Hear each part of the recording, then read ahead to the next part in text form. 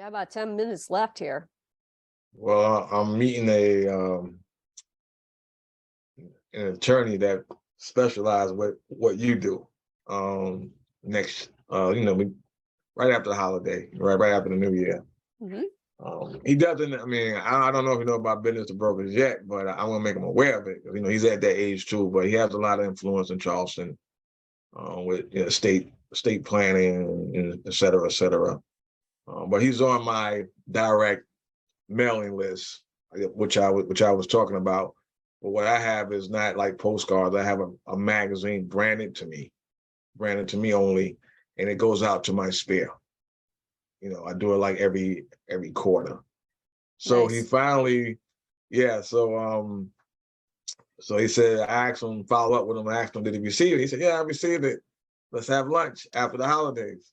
So I said, okay, great. So that's my plan, starting out, with him, just having lunch and just seeing what, I guess something piqued him about the magazine, where he wants to have lunch now, and go from there. Yeah. But I'm gonna let him know. I'm gonna let him know about business to broker. To ask him, if he's familiar with it, because again, he's at that retirement age himself. So and he was with a partner at one time, and they went their separate ways, but they're still in the same building. Yeah. Per se. Yeah. So, but he knows a lot of people, so that's someone I'm going to be sitting down with. Oh, that's awesome. No, and I can tell you, I've heard a lot of, it's interesting, a lot of estate planning attorneys, a lot of financial planners, oftentimes they don't understand that their business, they think because it's such a personal service and that they're the key person, they think that they don't have anything to sell. And that's not necessarily the case. As long as they're willing to stick around for 6 months to a year in a transition period, they potentially can sell their book of business. Even if they're, even if they were the solo practitioner in terms of the financial advisor or the estate planning attorney. So there is something saleable there, provided they're willing to stick around. Now, if they have health issues or something and they have to just stop, and they're not going to be able to stick around for 6 months to a year, then that's another story.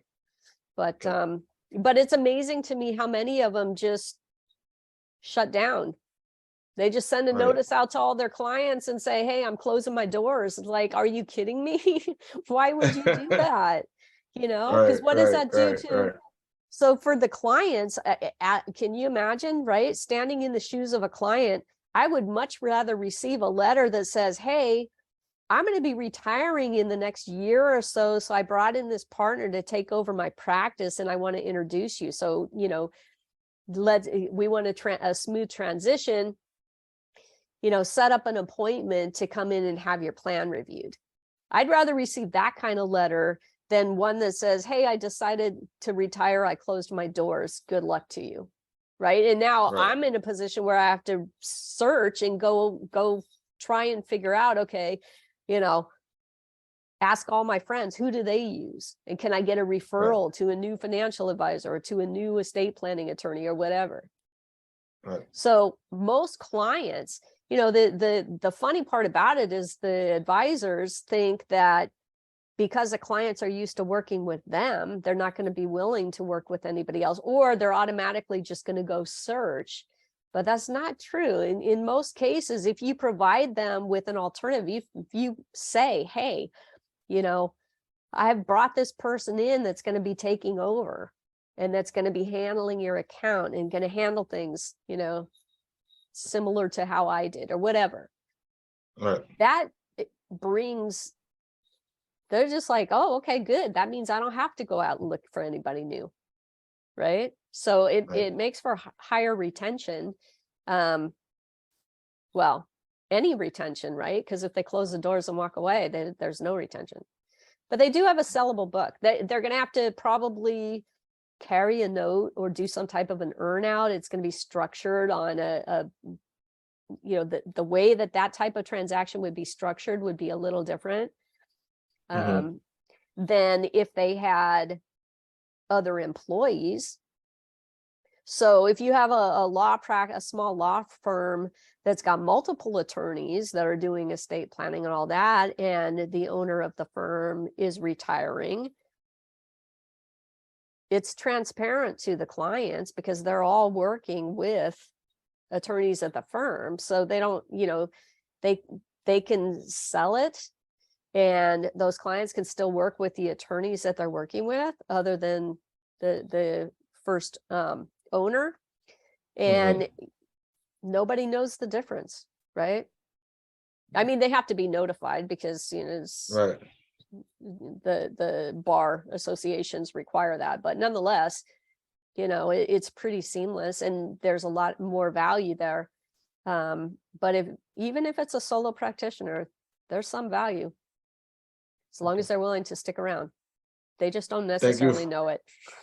Yeah, thank you for sharing, because I definitely will, inform him about, about the services that business to brokers can offer if he decides to do that down the road. So Yeah, my wife my wife had a friend that had a balloon business that she was about to shut down because she was basically not gonna want to continue it, right? And our accountant basically told her, why do that when you can sell it? So she ended up walking away with about 140,000. Excellent. Of income from that property or from that business. Yeah, and it's, how tragic would it have been if she would have just shut the doors and walked away? And unfortunately, Sal, that's what a lot of business owners do, because they don't know that business brokers exist, have never met a business broker before, or, have circumstances where they can't keep the doors open for the period of time that it takes to actually get a business sold, because business sales tend to be longer sales cycles, tend to take, on average 8 to 10 months to sell a business, where, real estate tends to sell quicker. Not necessarily land can take a while, but real estate in general tends to sell quicker. Mm-hmm. So but yeah,